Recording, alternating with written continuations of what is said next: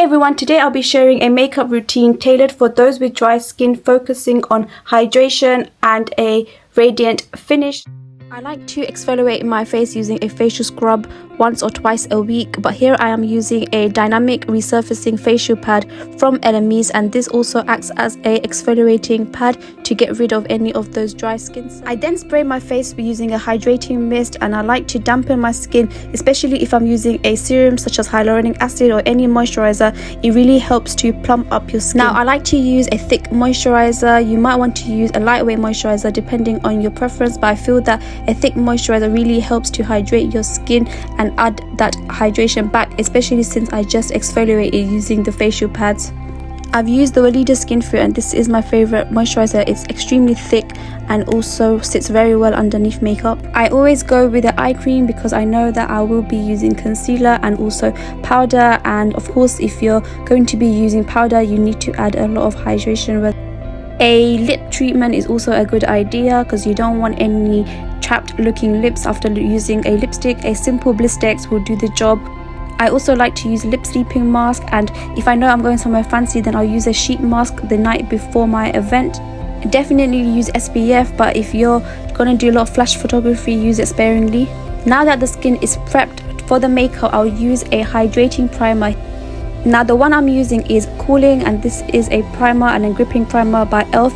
And a tip I would give is when shopping for any beauty products for dry skin, you should look for words such as hydrating, moisturizing, radiance, luminosity, because these are the products that are marketed for dry skin. I would also advise you to use cream and liquid products. So for foundation, I am using a lightweight foundation by Mercier. You can also use a tinted moisturizer if you want lighter coverage. Thicker foundations will emphasize dry patches, and also avoid using any formula that is matte because that will just make your skin even dry. Use a damp sponge to blend out your foundation and concealer because that will add back moisture.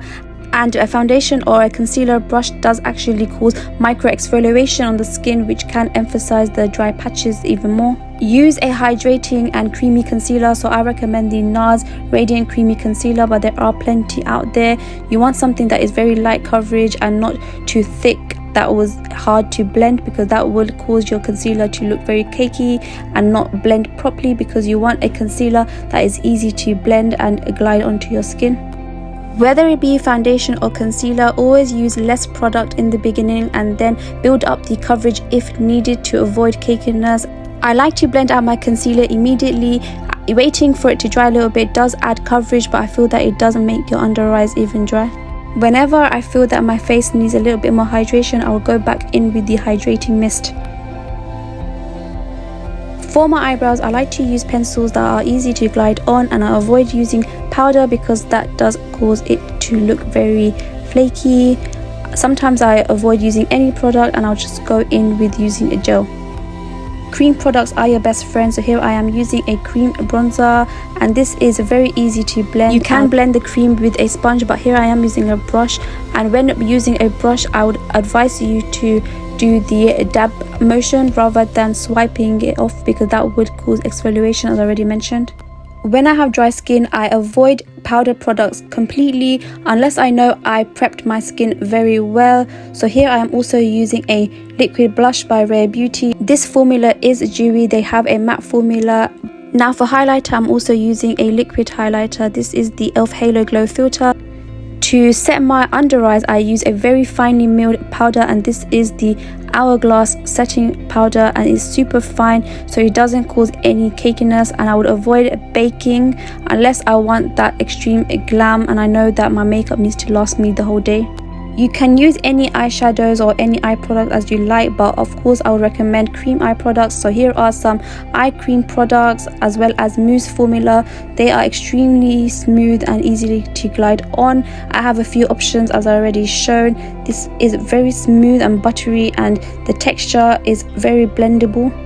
For eyeliner, I would use a liquid eyeliner or even a kohl eyeliner, just because it is again very easy to blend, and I feel that sometimes gel eyeliners are drier. You can of course use any mascara depending on your preference, your length or volume. And here I am just lining my lips using a very creamy lip liner, and then I would go in with a cream formula lipstick, or you can use a gloss to add that hydration, or even a lip oil. I avoid using any matte formula lipsticks, even though I do like the long lasting power of a liquid lipstick. But if you prepped your lips well, then of course you can use any lip product.